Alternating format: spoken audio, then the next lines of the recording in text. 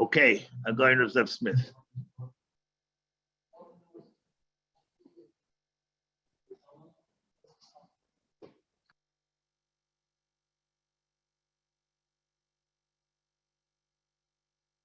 Of chumras, of interesting chumras.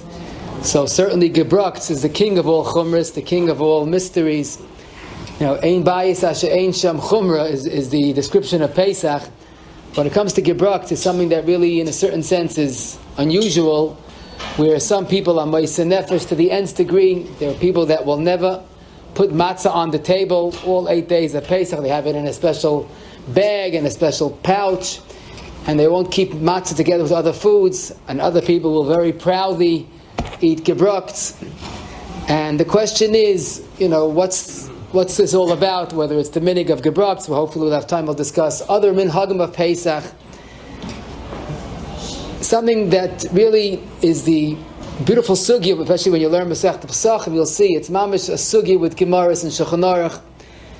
Pam once told us his Zayda was a Shedlitzer Rav. He was a Rav together. There was two parts of the city in Shedlitz, a Litvish part and a Chassidish part. And there was another Rav, a Litvish Rav, who was so upset about the minhag of Gebrokts. So every Pesach he made and he hung a knedel in his window.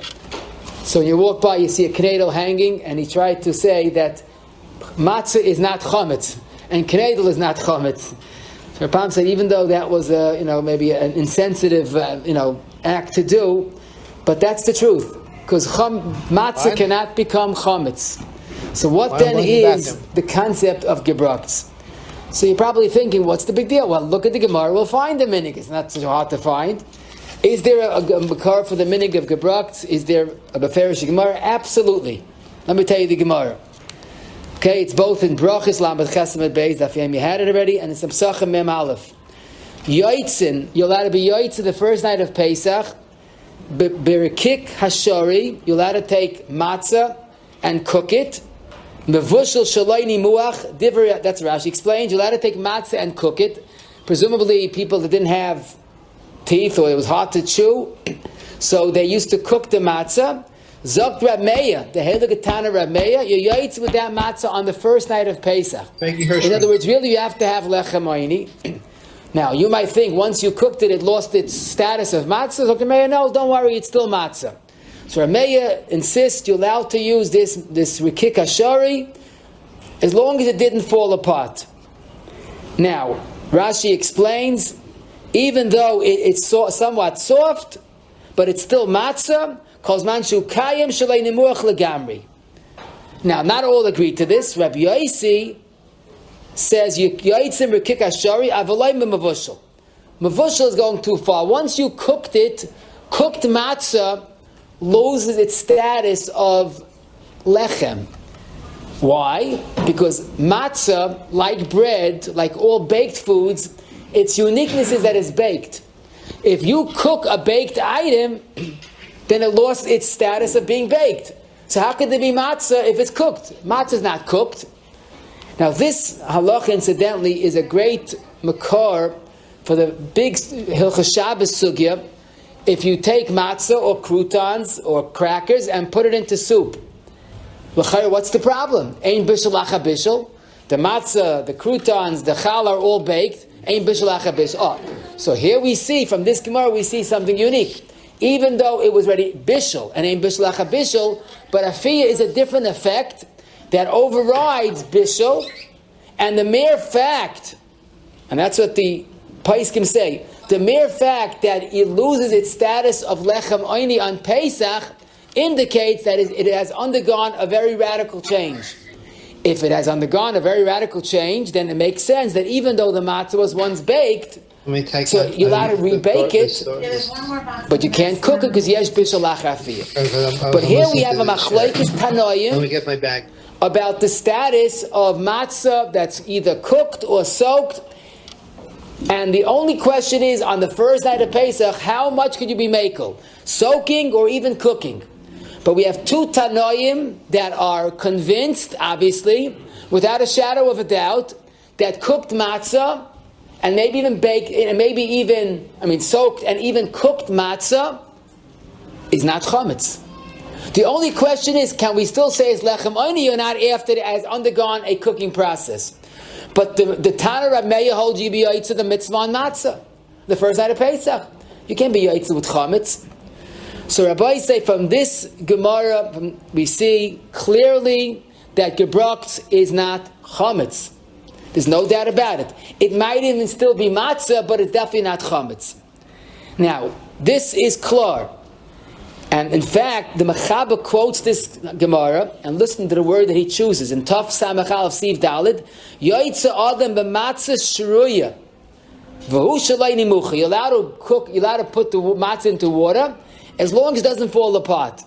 Now, if you know, in halacha, the Hebrew, Lashon Kodesh, but especially modern Hebrew, for Gebrokts, Gebrokts is a Yiddish word. Gebrokts means like soaking.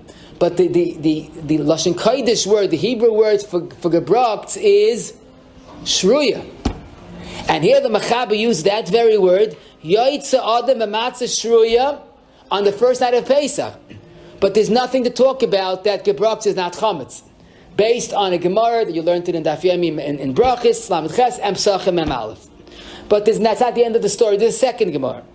And here's the Gemara in Pesachim, Daf Lamed Tes Amud Beis, Eilu dvarm she'ein boyin l'dei chimutz. There are certain things that will never become chametz at all. Ha'afui v'amavushal. Cooked and baked. Zok Rashi, lechem. Lechem, of course, does not mean chametz bread, it means matzah. Mishanefa, kol ma she'sharim b'mayim einay machmitz. So the Gemara, with the help of Rashi, is clearly indicating that there is no way that baked matzah can become chametz. So now we wonder, so where does this concept of Gebrokts come from? If it's good for the Gemara, it's good for me. And how could people also what the Gemara in two places, we'll soon see a third place, is actually matir? So the most well-known source is the Shari Tshuva in the end of Taf Samach in Hilchos Pesach. The Marshdam, one of the great Svardish Poskim, was asked a question that people in our neighborhood would recoil from the question, but he was asked, can you make donuts on Pesach? Now, of course, they didn't use flour and water. They were pretty religious. But to take matzah meal and make donuts. So he says, why not? If it's not chametz, why can you have donuts? Don't forget, the flip side of every shaila is there's a mitzvah deraisa all 7 or 8 days of Pesach to have simchas Yom Tov. So if you could have a kashla Pesach suvganiyos, like he calls it, donuts, why not? So he says, what's wrong? Take matzah meal, which is not chametz, and you could cook it and bake it and do whatever you want. It's not chametz. The Pri Chadash writes, Ein lanu ligzar gezeres midatenu. You can't make your own isurim. If the Gemara permits it, how could you say differently? But then he says, some people are makbid, shema nishba ma'at kemach shalai niloish, v'tischametz achshva le'yashriya ayay debishal. There is a chashash somewhere in that matzah, there's a little bit of it that was never baked properly, so it's a dough that will become chametz on contact with water. That's the chashash that the Shari Tshuva mentions regarding Gebrokts. Now, you're wondering, in our times, the matzah, if you don't break your teeth, you make your bench koimel. It's so hard, and but how could it be inside of it, there's something that's not cooked, not baked properly? Not mixed. Of course. The answer is, those days, the Shari Tshuva himself, shemetchilas chumra zeh, that they used to make thick matzahs. Now, not thick mamish, but it was something like a pita lafa. Yeah, what are you saying, Moshe? Like you said, not mixed. It's not the issue. It's not mixed. I mean, it's just there's flour. Yeah, okay, that could, yeah, okay. That doesn't make a difference how hot it is. Flour is flour until you mix it with water. We'll soon see. Because if you bake flour in the oven, it can't become chametz. That's the sugya. That's one of the things. What are the chances that that's not cooked, baked properly? Do you know how hot how intensely hot the oven is? Kenzyme. Okay. It could. We're gonna get back to that because you have a good point. It goes through that temperature for 5-10 minutes. 5-10 minutes? Whoa. How long did it keep the matzah in? Yeah, really? Less than a minute. Yeah, I thought so. I don't know, 20 seconds, mamish? 40 to make sense, okay. So the flour itself, even if not mixed with Our matzah, if you find unbaked matzah, you'll get $1 million bonus from the company. Unbaked, mamish, that it's raw. You know, the matzah is so... if there's a little dry flour in there. If there's a drop. Okay, dry flour will soon see not a problem. Okay, let's go in order. I want to try to do this once and for all, and this is what the Shara Tshuva himself says. And he says, you can't make, he says, but they're still concerned about a little bit, either flour that wasn't baked or something that wasn't baked properly. Now, again, I tell you, he himself says that they had thick matzahs. And the truth is, I don't know about today, but some Svardim did use thicker matzahs. But says the Shara Tshuva, Alava Idna, is kasha dora, veruba de inshi, ein oifa matzahs of his klal, v'ozalu chashashes halalu. And therefore, there's no longer a chashash. Now, that's something that you could understand. We could speculate, in the times of the Gemara, they bake matzahs very thin. Therefore, it is baked properly. There's absolutely no chashash. Like our Pam said, matzah cannot become chametz. It just doesn't happen. That's what the Zayda said, actually. Rabbi Yedi said, matzah is nish chametz. But, in one point of history, they made thicker matzahs, and there was a real concern of chametz. Now, what we have to add is, there is a basic klal in all of Hilchos Kashrus, which means basically, we are not nervous people that maybe. Sometimes it's Yiras Shamayim when you have a chashash, but just to worry about the unknown is nervin. It's not something that we have in halacha. So why should I think a good matzah has a problem? So that's why Lamaisa, the Shari Tshuva, does seem to say that it shouldn't be a problem. Now, I want to make another point. If Chazal asked something, we don't have a right to change it. Even if there's no longer any chashash whatsoever, we can't change Chazal's isurim. But here it's fakert. Here the starting point is that Gebrokts is mutter. Contrary to some people's idea that Gebrokts is someplace on the Aseret Dibris, probably on the top, it's not there. It's in the Gemara in two places, maybe a third place. We'll soon see that it's mutter. There was a concern in one part of history that it became chametz, so you got to be careful. Once the chashash is no longer prevalent, we're back to square one. That matzah is not chametz. Now, the second cheshbon is a rare treat from the Rav Shulchan Aruch. In the end of there, not so many tshuvas we have from the Rav wrote this, the famous Shulchan Aruch, but the Rav has a collection of tshuvas in the back of Choshen Mishpat, and in Siman Vav he has an entire tshuva, not long but very informative, about the minig of Gebrokts. And he says, you asked about cooking matzah in water. Be'emes, there's no issa. Ubara, there's no issa midina, but amachma tavila bracha. And he's not doing something that's strange. Don't think it's a chumra b'laitam, and there's a good reason. Now listen to what he says. And he says there's a shita of the smak, and this is what I told you, Rabbi Moshe, earlier, that kemach, that flour that was toasted in the oven, and as you took a cup of flour and put it in the oven, does that impede the process of it becoming chametz? So many shitas hold it does. Once the oven was exposed to the flour, it cannot become chametz.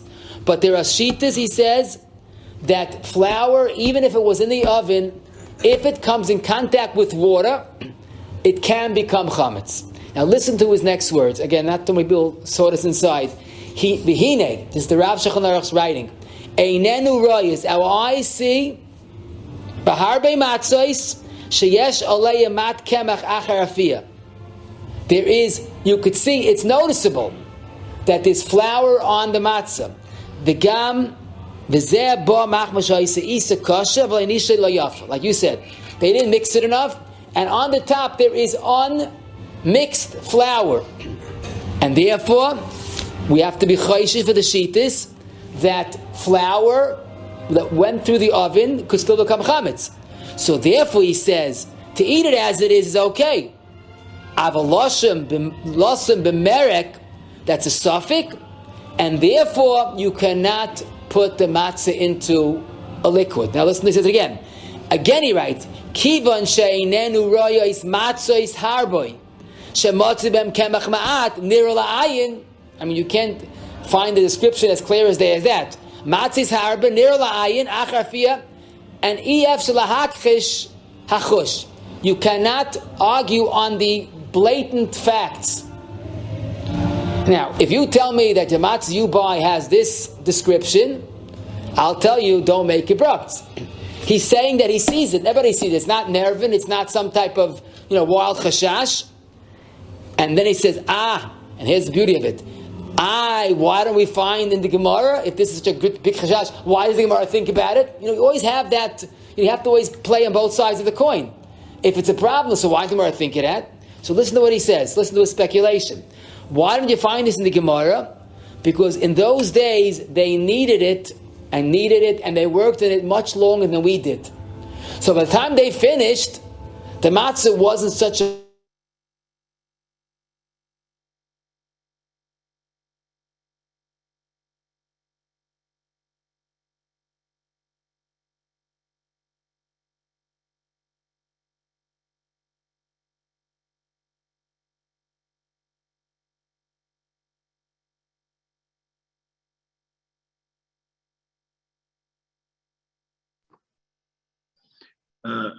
Rabbi said, okay, so we hang on here a second while we get the bandwidth back on. I see, let me check.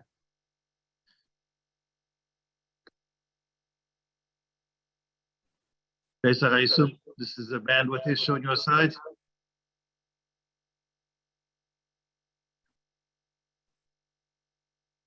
No, it may be the original recording.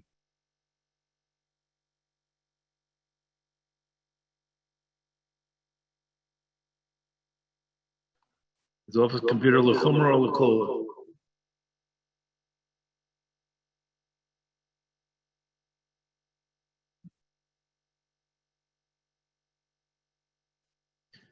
You see, Yitzchak. Ken came out.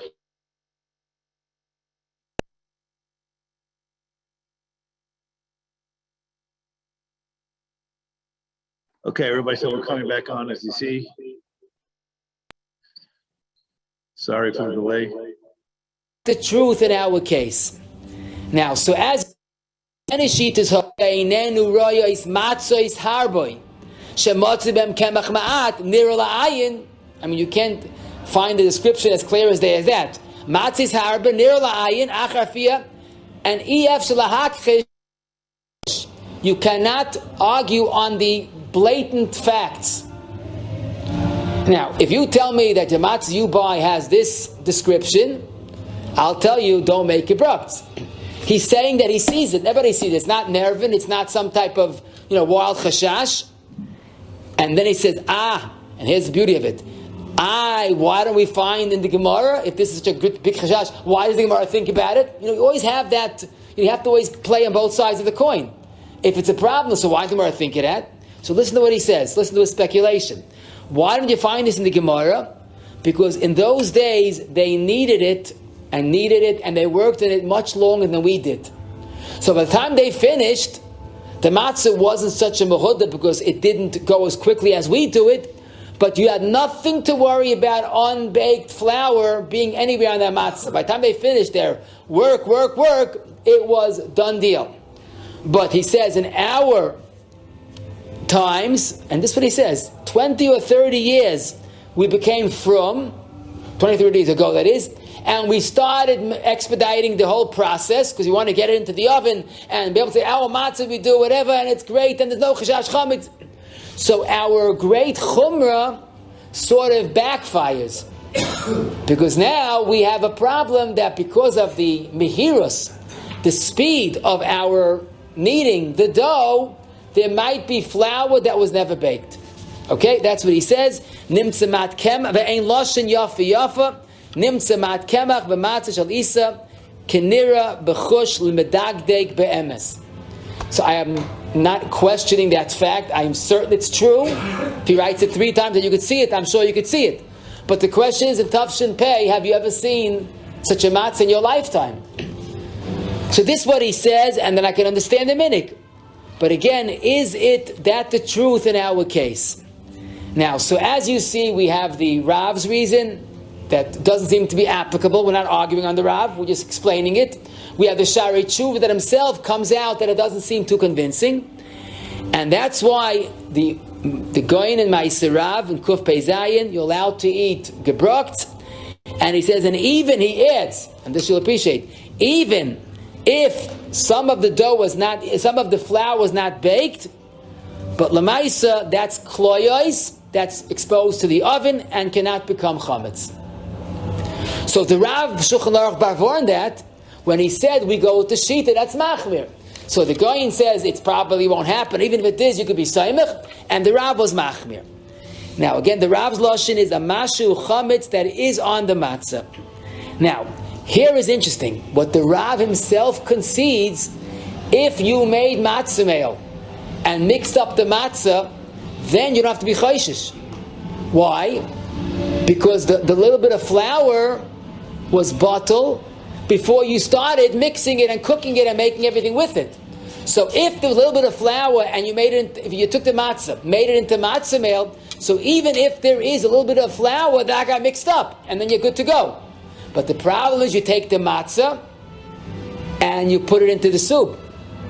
So then the flour is going into the soup, and then it becomes chametz. And I did.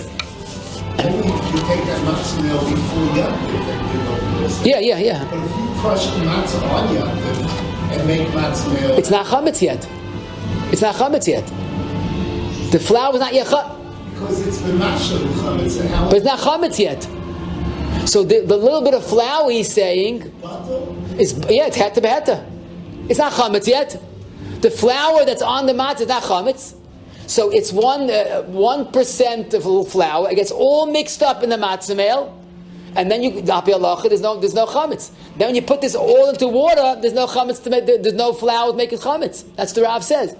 And you know what's interesting? The Kinyan Torah, one of the Chassidish Poskim on the Badatz Eretz Yisrael, he says it's so true. He says the Chelik Beisim and Samach Zayin, the lashon of Gebrokts, which is the term for our minig, does not mean making it into Kneilach. What's Gebrokts mean? Gebrokts, you stick it in to the soup. That's the Yissa. But if you make it the matzah meal and then you make a food, it's like the Rav al Kapanim, it's not a problem. Heta is. Yeah, now that you mix it into water. That's what I was thinking also, but I guess the point is once it was bottled, there's no chayz v'niyah. Why is it bottled? It's not two. It's two different types of things. One is flour. One is matzah. It's all flour matzah. Okay, It's not the same. it's heta beheta. The point is heta beheta at this point.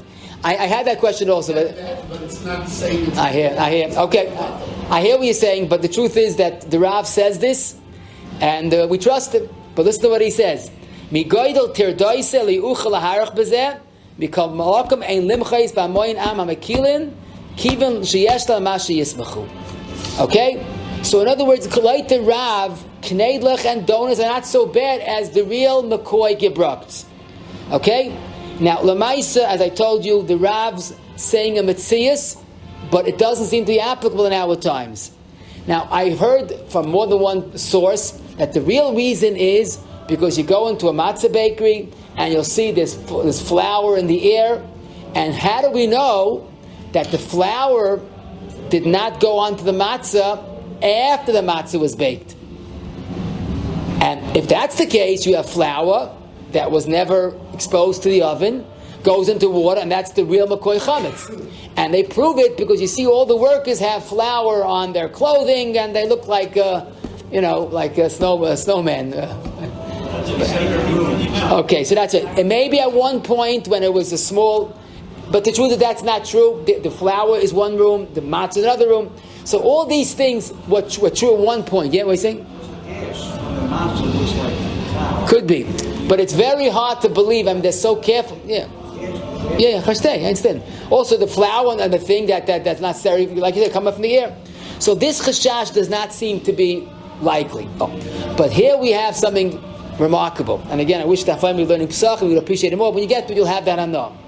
The Gemara in Pesachim, Daf Mem Amud Beis, says the following: we have Papa, Shari Le Levurdiki, Rashi says his baker, Lemimche kedera b'chisi. He led him on Pesach to mix the kedera with chasisi. I'll soon touch that in a moment. Now, why? Why not? Omar Rava, I'm surprised. I wonder, I can't believe any respectable person allows a baker to make such a food on Pesach. Why? So Rashi, if you make this, well, soon touch, chasisi food, it might be mutter. But people that want to make a different food will make chametz. They won't realize or they don't care, and it'll just become accepted. So how could you make this chasisi? I can't believe anybody allows that. As I state in the Gemara. Okay? So Rava could not believe that you make this chasisi. Now the $1 million question, what exactly is chasisi? So if you look in the Rif, on the Gemara, Pirish chasisi matzah afuya shetoichnen oisa. Matzah afuya means baked matzah that you grind. Umevashlin oisa b'mayim. Umemalin bo esakideiros. This is the first mention in Rishayim about Gebrokts. Again, matzah afuya, regular matzah, you grind it into matzah meal and you make it into foods. And Rava was concerned of a potential michshel. People say, I can't believe it. He has cake, or he's making cake, or he's making kneidlach. Do they know if it's matzah or chametz? So whatever the reason is, Rava was shocked at the action of making these kneidlach. Zok Reb Yosef Engel, if you learn, he's a very lamdish, one of the Gedali Poilan, the Rav of Kruka, in his Sefer Gilyoni Hashas on Pesach Daf Mem Amud Beis, he says, Mikan smach lechumras hanizar matzah shruya. It's nothing less than a Gemara that you can't make kneidlach. So we have two Gemaras that permit it, and this Gemara seems to prohibit it. Now, because Rava was even surprised and angry about Rav Papa, so you see you can't do it. Then he says, Was his reason because he might mistake? no, his reason was avodim. Good question. Zakabi Yosef Engel, very good. That's what he says. You'll say Rava's objection only was Kali Adas Avodim. People don't really care. We'll learn. Not that me and you are going to have a problem. So he said, but Vayiseinu HaRabim, we are not better than their Avodim. And he brings a Gemara in Be'er, which Moshe also does, as I'll tell you. The Gemara says, today we are not B'nai Torah. And don't get insulted. This is the times of the Gemara. It's Be'er Davav Amid Aleph.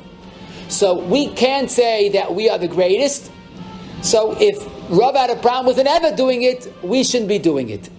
Rav Moshe, in his famous tshuva about opening cans and bottles, he has probably the longest tshuva in the Igros. If I'm not mistaken, it's Chelik Av Kuf Chav Beis, and he's matir opening cans and bottles on Shabbos. At the very end, he says, but since today we are not B'nai Torah, and if we do this, people will extrapolate and make other kulas, and therefore don't open cans or bottles or bags or boxes or little sugar bags, nothing. So Rav Moshe used this Gemara to make almost across-the-board problem with opening cans and bottles.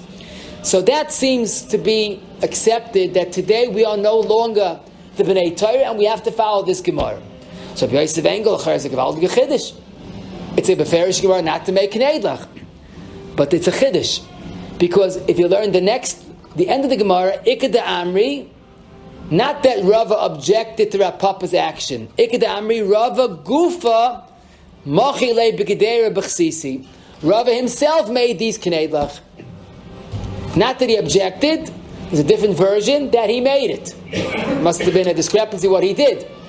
And if you look in the Bir Agra in the end of Taf Samach Gimel, where the Machaba seems to paskin like this Ikad Amri, because the Goyin says Rava Machile, Rava himself did it. So even though Rabbi Yosef Engel is right that the first version of the Gemara is you can't make kneidlach, the second one definitely permits it. Also, I saw this.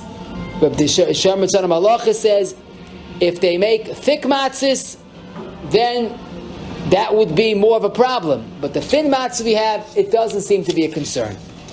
Now, Lamaisa, what seems to be, and this Ramesh, you mentioned this earlier, I wanted to point this out, what seems to be the most accepted reason for Gebrokts is based on a Knesset Gdoil in Simon Tov Samach Aleph. And when you learn Magen Avram, you might not know what he means. He has a very briefly, he quotes it in the end of Tov Samach Gimel. A scandal that happened, a serious scandal. There was a Rebbetzin that made fried fish on Pesach. So far so good, right? He took matzah meal and fish and made fried fish. A woman came in and saw the Rebbetzin making fried fish. Good. If it's good for the Rebbetzin, it's good for me. She went home and she made fried fish from flour. The husband sees, goes, what is going on here? She says, what's wrong? The Rebbetzin did it, so why can't I do it? She's more religious than I am. It's good for me. And she mamish made chametz on Pesach. V'nishmo hadvarim lechachmi ha'ir gazru shleyasu oid kain b'mei marasayin v'cheinu ad hayoyim hazeh she'ein oisin dov hazeh b'mei marasayin. This is the Knesset Gdoila that I mentioned, and the Magen Avram quotes it briefly that they don't make gebrokts because of dagim b'matzah fuya the asi lachlufe.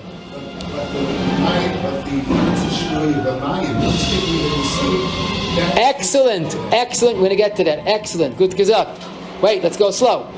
Look, what about a different problem? When I was growing up, having parva milk was a question.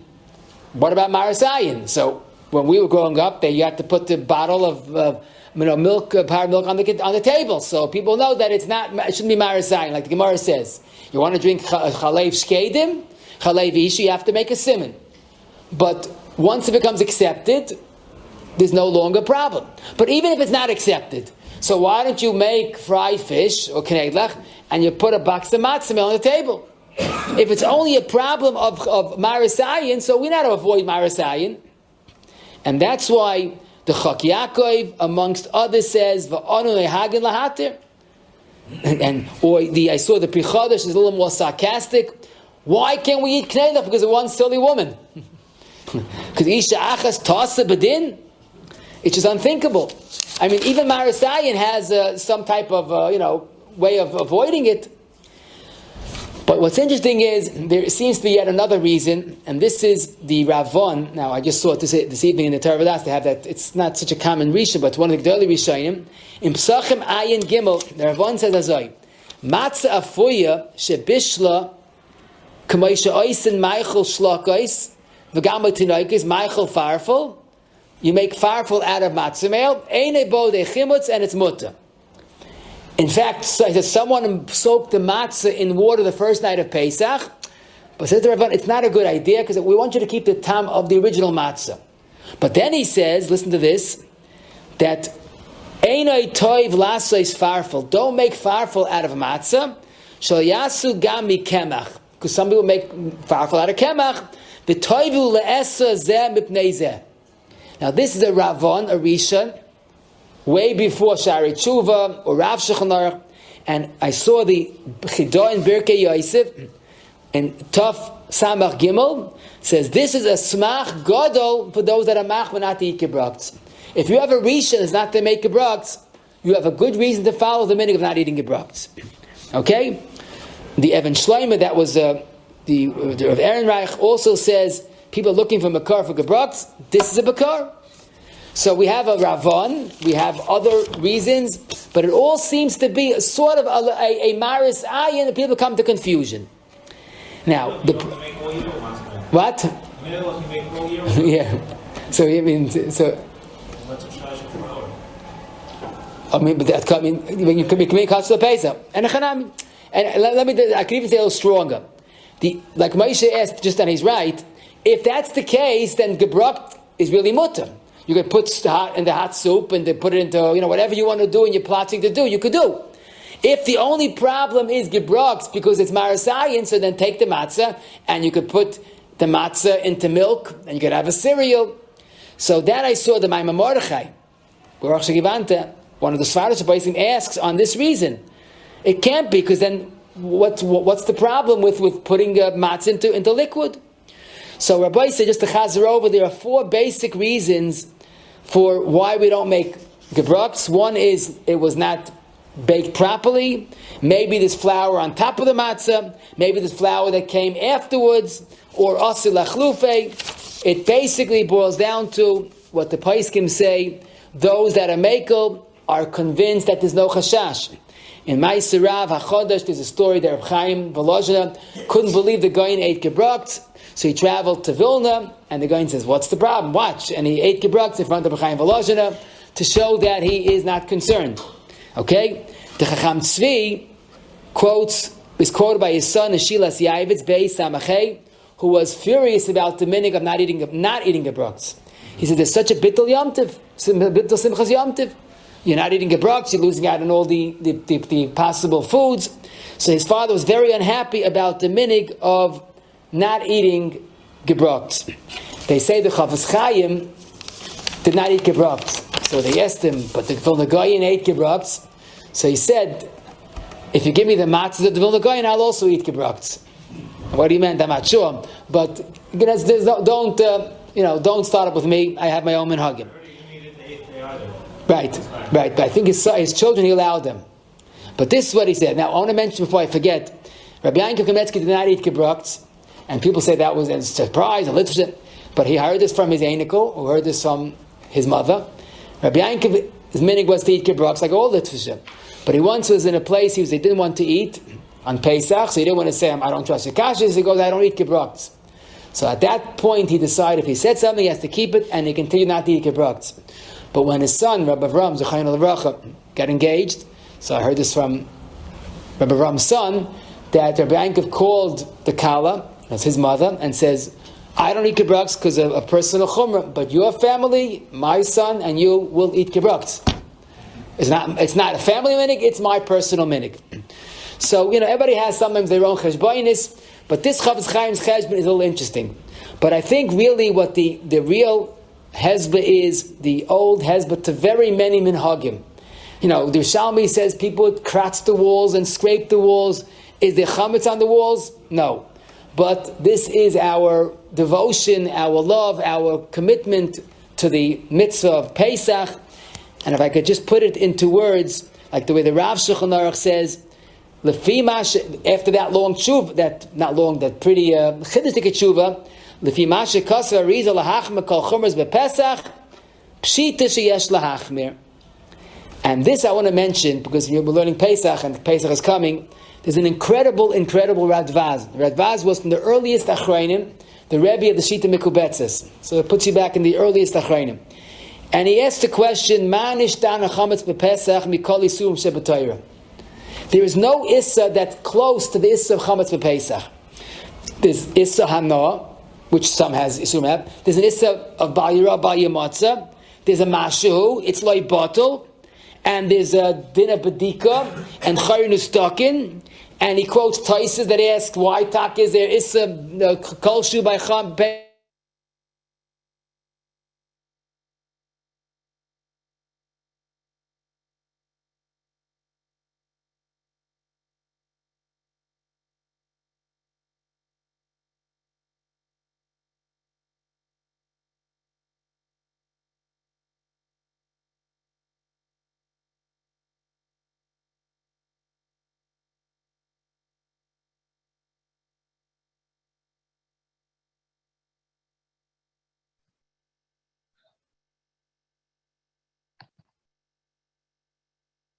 Okay, everybody say I can't open my video, so if my host can allow me to open the video, but you can hear me.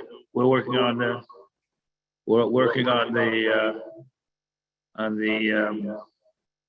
the thing in the feed. We apologize. We were very frustrated on today, and we're agonizing over this lack. But I'm sure the crew is working on fixing it.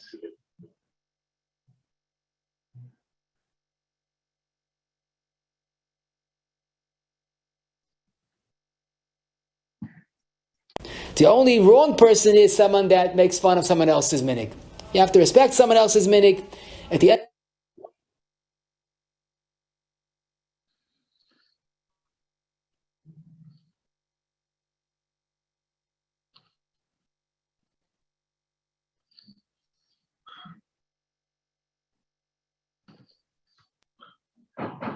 There's a problem with the recording.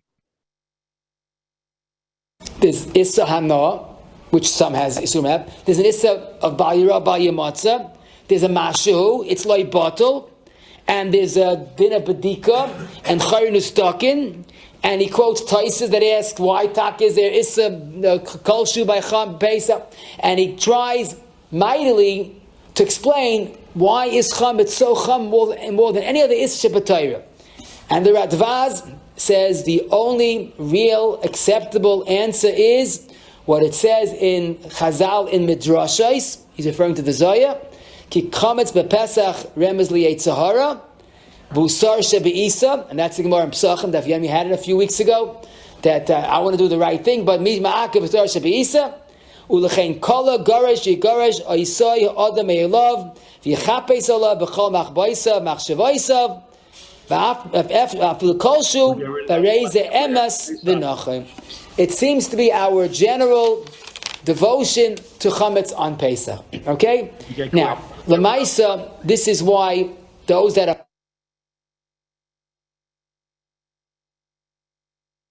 machmer are doing a wonderful thing, that's their minig. Those that are mekel, al simchas yomtiv, and as in fact the Shari Tshuva concludes, some people are machmer of shimtza of chametz. And some people are machma to eat gebrokts als simchas yontiv. Who's right? Va'amech kulam sadikim. That's the right answer. The only wrong person is someone that makes fun of someone else's minig. You have to respect someone else's minig. At the end of the day, matzah is not chametz, but gebrokts is not a narishkeit. It's a minig that's very firmly rooted into Klal Yisrael's whole Hilchos Pesach. Now let me just show you in halacha where this yediyah plays an important role. Last year, if you remember, we had Pesach began on Shabbos and ended on Shabbos. So those that make kneidlach with a passion, with a vengeance on Achron Shal Pesach had a problem. How are you going to have the kneidlach? You can't make kneidlach on Shabbos. I make it on Friday, first day Yom Tiv, but you can't make one day Yom Tiv to the next. You have an Erev Tavshilin, but it's only mutter if you're going to, you could eat from that food on Friday, you can make it into Shabbos. But you can't eat kneidlach on Friday. And the emphasis, we had that problem. In Eretz Yisrael, it's a much more serious problem. Because in Eretz Yisrael, they have Achron Shal Pesach is Shabbos. It's no more Pesach. It is as ois Pesach as can be.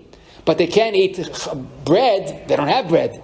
But at least they can have a cholent that will give them some feeling of ois Pesach. Could they put in the beans and other kidneys into their cholent on Friday? That's the question Eretz Yisrael has. In other words, if they had, which is not so hard to believe, if they have in their closet, if they have cornflakes, assuming there's no chametz, very often cornflakes has malt, but if they have a corn cereal that's pure corn, they could have it Shabbos morning for breakfast. Because kidneys is mutter on Pesach, when Pesach is over. There's no Issa Bayira on kidneys. But here they want to do a little better. They want to make cholent on Friday for Shabbos. So we have a question about Gebrokts Friday to Shabbos. They have a question of kidneys Friday to Shabbos. So the Chazon Ish said his psak, and this is printed rather in his sefer, the Chazon Ish, and he made Mem Tes Sivkot Tes Vav and Sivkot Tes Zayin, and he says, if indeed it's an Issa Mamish, which kidneys is, even though Svardim eat it freely, but for me and you Ashkenazim, it's awesome. You can't make kidneys on Friday for Shabbos. I have an next door neighbor Svardi, I could give him the cholent, but for me it's an Issa. That's called the Orchim. I understand, but Orchim of Heta, not of Issa. That's the Chazon Ish Oiv to. Something that's Issa, and again, kidneys is an Issa that Chazal said, unless it's Pikuach Nefesh, it can't be Mekel. So the Chazon Ish made this distinction. Kidneys you can cook, but Gebrokts you could, because at the end of the day, no one can say matzah is chametz. No one can say Gebrokts is chametz. Gebrokts is not chametz. Gebrokts is a minig kadosh, but it's not chametz. I always like to say this story, and I rather saw it tonight in another sefer, besides when I saw it in the Kinyan Torah, the Chelik Bey's Simon Pei Gimel. He quotes his grandfather, I guess either heard this or was there. Rav Shalom Belza his mother ate Gebrokts. Now, I never understood why, but someone told me it's Pashut, because they came from a non-Chassidish family, and Shalom Bel, I think Shalom Belzer was, the first one, he became Chassidish. And his mother had the minhag of eating Gebrokts. So by the Seder, she took matzah and put it into the hot soup, and when she finished eating the soup, she shifted it to her son, the Rebbe, and what do you think he did? So I know what some overzealous people would do. They would take the soup and the mother and throw them both out the window, right? You know what he did? He ate the Gebrokts. Why? Because kibbut aim is a deraisa, and Gebrokts is just a minhag. So that, yeah, he pushed aside the.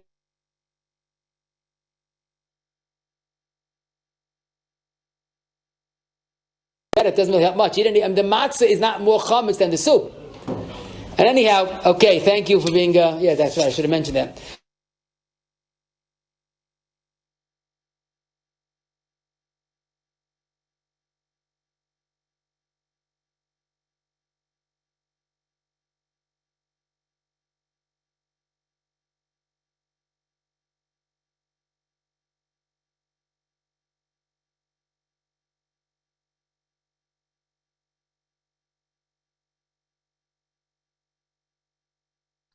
Okay, everybody.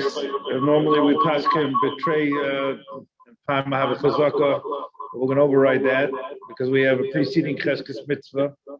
So if you give us a second, we'll put it on again, and hopefully this will be the last interruption before the end. So everybody hang on here. We got another few minutes to go, and there'll be other discussion of other Minhagim besides Gebrokts, which was very interesting. It's no more Pesach. It is as ice Pesach as can be. But they can't eat bread. They don't have bread. But at least they can have a cholent that will give them some.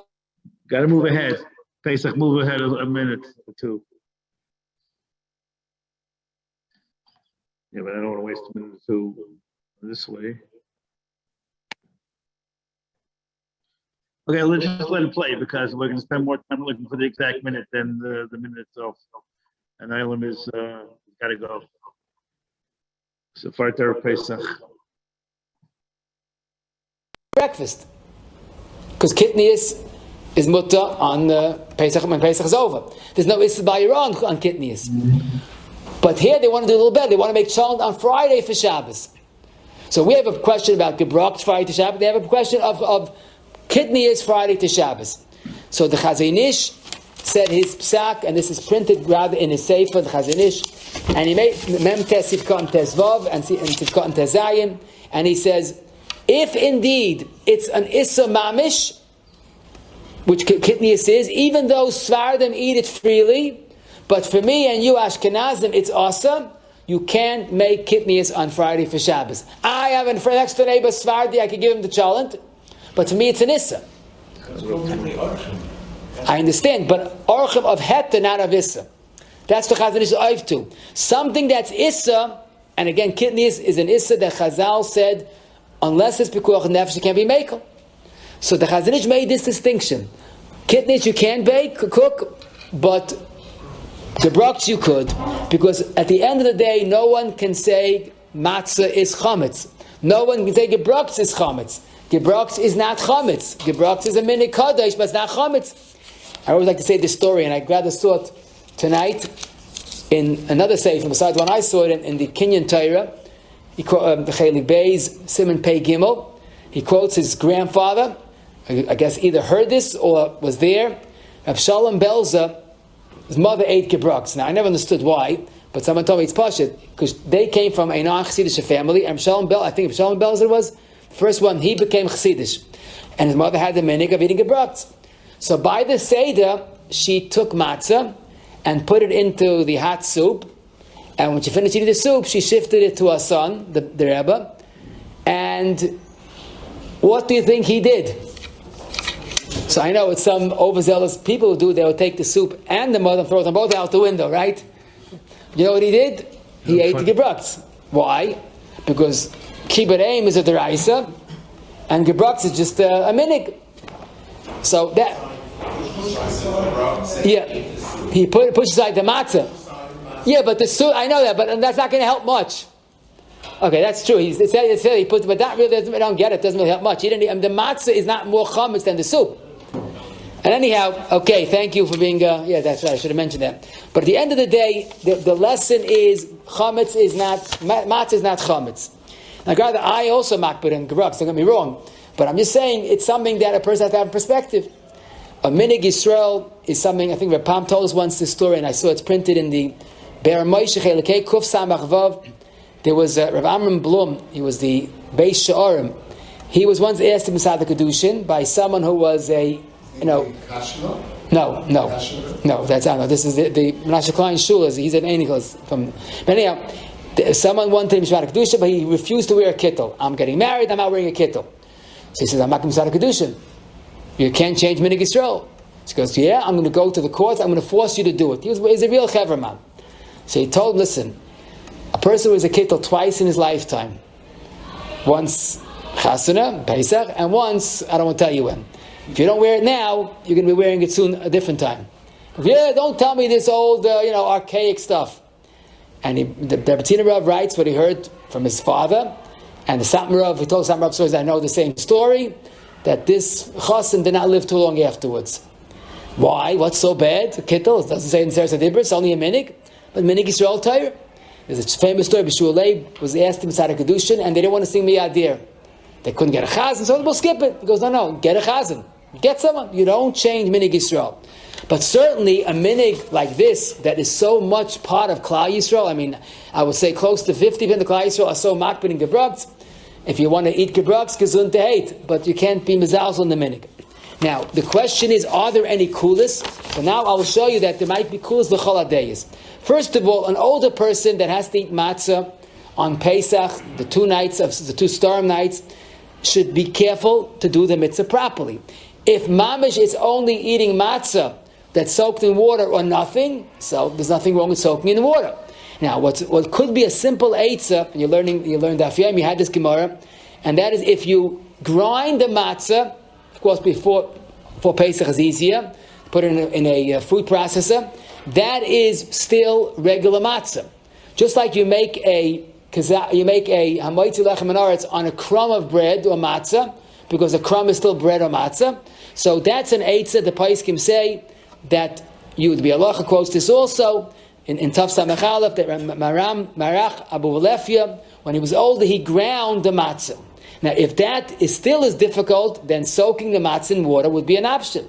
Even though a person has a minhag kodesh not to eat Gebrokts, so if he has to be mataneda, but if he's better not to lose the mitzvah of matzah and work around it. Now, if someone feels he can't eat matzah, but he can eat ground matzah, can he grind the matzah on Pesach, on Yom Tov or Shabbos Pesach? The answer is ein toichen acha toichen. Don't forget the flour was ground. There's no problem. Interestingly enough, the Kinyan Torah and that same tshuva Chelik Beis Pei Zayin, he was a Chassidish Paisik. He says in minhag in some places that the children are allowed to eat Gebrokts. I have not seen this, but he said that's the minhag, and it makes sense. It's not really an issa, so it's only for adults. The women, some were makel by women also. I have not seen that. Someone asked me, and I thought he was joking, but he was serious. If he asked me, he's makbid in Gebrokts, could he feed the fish tank? Could he put in matzah? So I told him you have to buy fish that are not makbid in Gebrokts. Then you could do it. But truth be told, again, matzah in a fish tank is not a question of chametz, it's a question of a minhag. So I don't think anybody has a minhag to be makbid with a fish tank. But I'll tell you something interesting. Because when I was growing up, before they have all these products, so matzah and milk was an option for some that were not makbid in Gebrokts. You broke matzah into milk, and you put a little sugar on it, and you have a good cereal. The truth is, mitzad hadin, Wait, good. Mitzad Adin, and the Rav says this. Of all people, the Rav says it's beferish. Even if you're makbid in Gebrokts, you're allowed to put matzah into Mei Peris. So, milk, butter, juice. Oh, we're going to get to matzah. Hold on. We'll get to that in a minute. But what's interesting is that in butter, I saw again a Chassidish Paisik, a Shevet Kasi, a Bel Zadai, and a Chelik Dalet, Kuflam Beis, says there's no problem of putting putting butter onto matzah. Now, butter is a chiddush. He himself says because there is a little bit water in butter, but the way he says is that since it was changed into butter, it loses its status of water, and it's now one stick butter. and that cannot become chametz. So here you have butter, milk, eggs, very good. Eggs and matzah is a perfect shidduch. The Chazon Ish, interesting, the Chazon Ish was makbid with Gebrokts partially. But he made knedach with matzah, like you said, matzah meal, and eggs. Because eggs are even chametz, even flour, miyikid it in like some shitas. So, what? So there's no soup. You soak the matcha and eggs, then you cook it. So how was that like a roast? It was not water. There's no water there. The soup is water. I'm putting it in. Who said? I don't know. Maybe ate it. I don't know. Maybe like matzah brai. Maybe that's, it says it's I have to think. So the Rav is saying you're allowed to make the matzah brai and eggs. There's no shot. If you go to Rav Shulchan, again, people have chumras like chumras. But let me just say what I saw. The Rav says, again, the lashon is to soak it here. Ubemei Paris. This is the Rav pshita she'ein lahach miklal kol Pesach. Not only achrei. So you do what you want. I'm just telling you what I saw. These are the sheets that I saw. This is the Orchos Rabbeinu Chelik Beis Amud Nun Beis. The Chazon Ish had that chumrah of no, he's right. The Chazon Ish was also makel to chalutin and mayim. That you put it into water, hot water. That's not considered. That can't become chametz for some reason. That was that sheet. Okay. Now, Lamaisa, what I saw, a very interesting thing. The Kinyan Torah is worried about making the knedlach. So he says that if you could sheleg mi beitzim, that's you whip the eggs. Shnai. Yeah, that's what he calls it. I couldn't figure it out. Hamisarv im kemach matzah. If you have only the whipped the egg beat right with matzah, and do that on Friday or before on Chalamoyed, he says, and then he says even if you're makbid on Gebrokts, but there's no issue of having Gebrokts in the house. It's only eating it. So you'll have it then, you'll keep it there, and you'll keep it till on Achron Shal Pesach and eat it. In other words, he wants to be soymach a little bit that it's only eggs with Gebrokts, with matzah, and you're not going to eat any out till Achron Shal Pesach. So it's just people that again are more makbid, but to have it without eating it is not a problem. Okay, now those that have what we call a mixed marriage, of course I mean in a good way, a Sfardi and Ashkenazi, a Chassid and a non-Chassid. So Rav Moshe says that the wife should follow the minhag of the husband. L'kula or l'chumra, both. L'kula was a bigger chiddush. Rav Moshe says even if she marries a Sfardi who eats kidneys, which for us is an issa chamor, but that's the minhag. L'maisa, Rav Pam once told me that he can understand why Rabbanim hold you don't have to be mataneda, because the woman's minhag was never a minhag; it was a temporary minhag until she gets married. And once told us also that he heard from someone, not a Talmid Chacham, but he said I liked it anyhow. He said that someone came to a chasana, must have been not such a religious person, and they saw that the kala walks around the chasan so many times. He goes, "What's that?" So the person said, I think I know what it means, to show that he's going to be the center of my life. So Ram said, I don't think that's the reason, but it's nice to think that way. But in Hilchos Minhagim, the wife has to have that understanding. She's by her parents' home for X amount of years, hopefully not too many years, but then she moves on to a husband, and that's really her Minhagim. Now, what's the interesting about the minhag of Gebrokts, there's almost a universal minhag, except for the Chavetz Chaim, like you mentioned, that on Achron Shal Pesach, people not only are allowed to, but dafke eat Gebrokts. What's the reason for that? So listen to what the Bnei Yissaschar writes in Derech Pekudecha Mitzvah Yud Beis, a beautiful, beautiful insight. And he says, you're doing an Alza Chumrah, that's very good, it's wonderful. You have a next door neighbor whose minhag is the Gebrokts, and he's living up, he's living a good day. He has Gebrokts, he has Knedlach, he has this, he has that. And if for 1 second you start to think that he is less holy than thou, then you blew it. Then it wasn't worth the whole minhag. So how do we show ourselves that Gebrokts is not chametz and matzah is not chametz? We, machmir, are going to eat Gebrokts on Achron Shal Pesach. Because we don't want you to finish Pesach thinking, I did it, and he's a parva Jew. He's not Haimish or Hamish or whatever, all these new terms that divide us. He says, therefore, we go out of our way and we eat Gebrokts on Pesach, Achon Shel Pesach. Now, it's amazing because Lamaisa, people do it with such a zehirus, and when it comes Shabbos, Achon Shel Pesach, maybe you try to find eitzes. It's a beautiful way of closing that sugya of Gebrokts. No one thinks the other person is less holy than thou. I want to just touch upon a few more Minhagim. I think you'll appreciate this. The minig of garlic is nothing, and halach, there's nothing wrong with it. It's not kitnius, that's for sure. And the Beis Yosef in Tav Samach speaks about matzah that's made with shum. Obviously, it's not chametz. The Magen Avraham speaks about shum, and the Chayadam says people don't eat garlic, shum, ein lezeh shum tam v'reach. Now, of course, the garlic has plenty of tam v'reach, but the minik doesn't.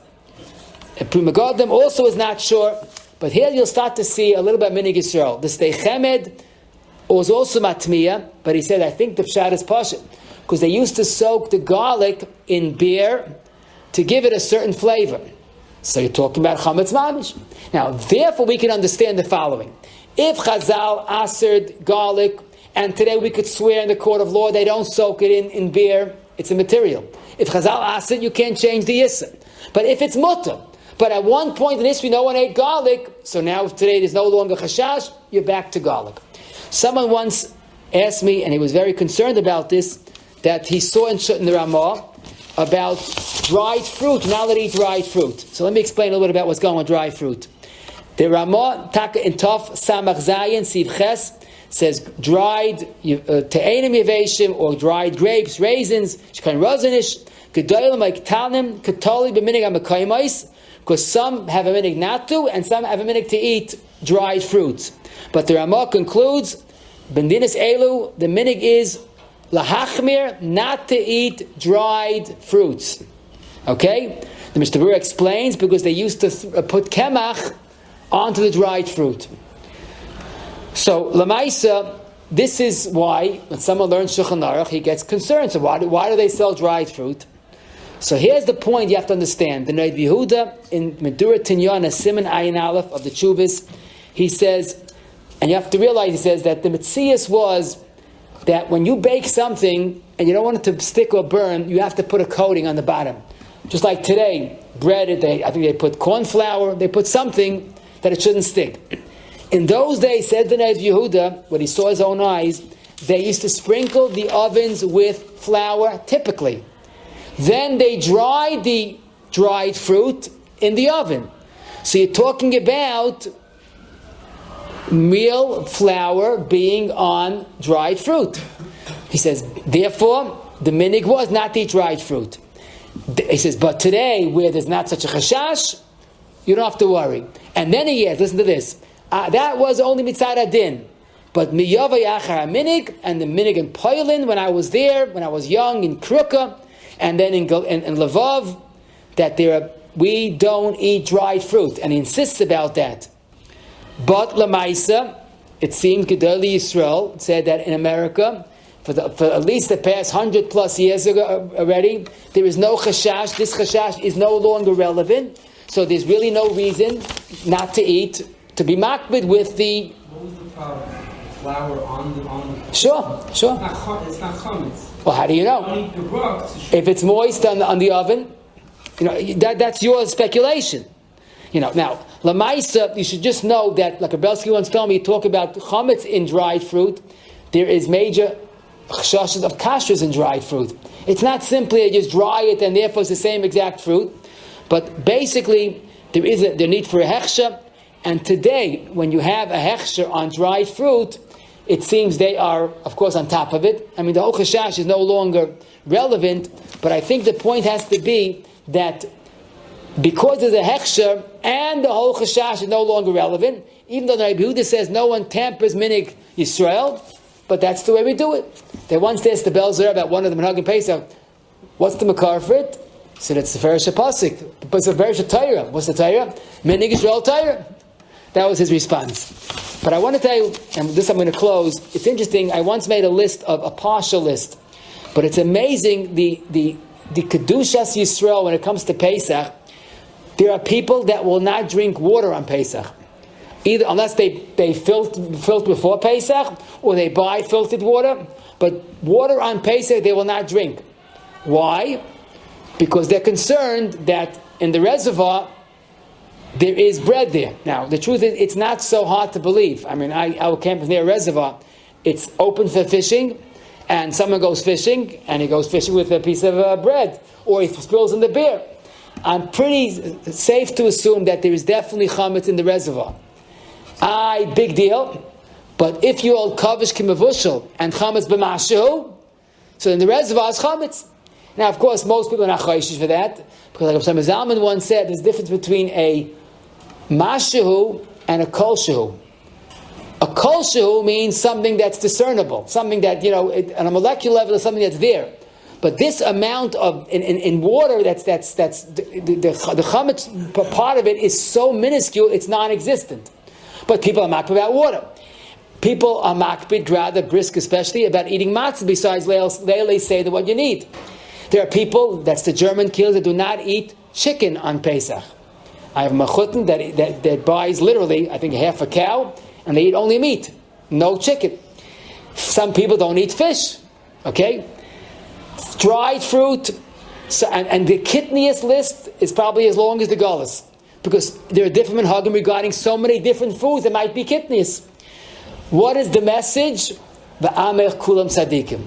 It's realizing that the concern of chametz is Yetzirah, the Sar Shavu'isa. If we do our part, we'll be zeichet to have a year without the Yetzirah. Halavai be zeichet. Thank you all for coming. Have a good night. Okay, You've just experienced another Torah class brought to you.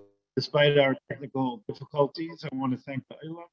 It's Tuesday, so we will reconvene tomorrow, Mir Tashem, at 11 o'clock, prepare for Rabbi Carlson's shir on the inyanim of the end of the Seder after the Suda. And tomorrow, as I said, we'll have an abbreviated night shir at 8:30 till 9 o'clock. Yeshkach to everybody for holding on. Sorry for the technical glitches. Everybody have a good day. If you have any extra spare we can take it today, tomorrow. Just get it to us, and we'll figure out a way to head front run it. Everybody have a good day.